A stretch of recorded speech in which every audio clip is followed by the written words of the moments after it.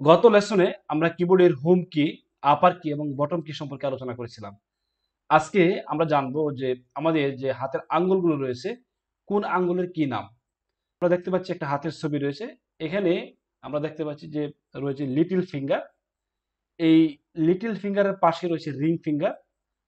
Ring ফিঙ্গারের পাশে রয়েছে middle finger. Middle ফিঙ্গারের পাশে রয়েছে ইন্ডেক্স ফিঙ্গার।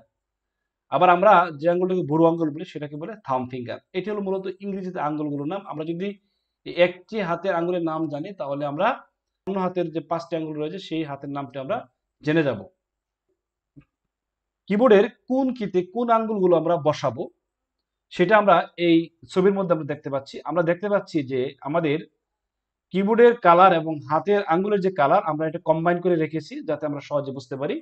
আমরা শুরুতেই লেফট হাতের বাম হাতের যে কিগুলো রয়েছে সেগুলো আমরা আমাদের হাতের যে কালার আমরা দেখতে পাচ্ছি যে লিটল ফিঙ্গার দিয়ে আমরা মূলত এখান থেকে যে কিগুলো আছে এগুলো আমরা কাভারেজ করব।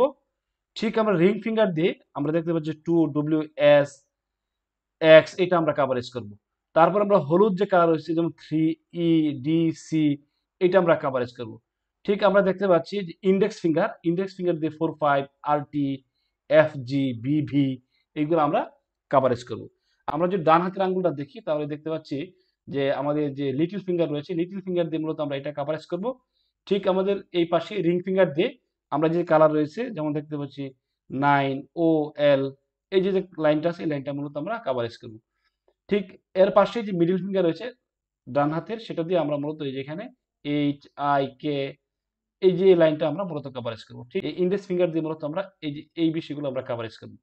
তারপরে আমরা দেখতে পাচ্ছি যে আমাদের যে থাম্ব ফিঙ্গার রয়েছে দুইটি এই থাম্ব ফিঙ্গার দিয়ে মূলত আমরা স্পেস বারকে আমরা মূলত কাভারেজ করব। আমরা মূলত কম্পিউটারের মধ্যে প্রথম যে টাইপটি করব সেটি মূলত আমরা 8টি অক্ষর দিয়ে শুরু করব। যেমন আমরা দেখতে পাচ্ছি ASDF, তারপর JKL সেমিকোলন, তারপর হলো স্পেস বার। এইটা দিয়ে মূলত আমরা প্রথমত আমাদের প্রথম যে ইনপুট কম্পিউটারে প্রথম যে আমরা টাইপিং এটা দিয়ে আমরা মূলত শুরু করব। আমরা দেখতে পাচ্ছি যে ASDF এবং JKL সেমিকোলন স্পেস বার, তারপরে আমরা দেখতে পাচ্ছি যে এই আঙ্গুলগুলো আমরা ঠিকমতো বসায় ঠিক আমরা এটাকে 1 থেকে 2 ঘন্টা আমরা এটাকে প্র্যাকটিস করব। যদি আমরা এইটা ভালোভাবে প্র্যাকটিস করতে পারি তাহলে আমাদের কাছে যে টাইপটা কম্পিউটার ইংরেজি টাইপটা সেটা একেবারে সহজ হয়ে যাবে। আমরা ভালোভাবে আমরা কম্পিউটারে টাইপ করতে পারবো। মূলত যদি আমার এই ফিঙ্গারগুলো কিবোর্ডের কিতে ভালোভাবে প্রতিস্থাপন করতে পারি তাহলে আমরা ভালো টাইপ করতে পারবো। তো আজকে ক্লাস এখানে শেষ করছি। ধন্যবাদ সবাইকে।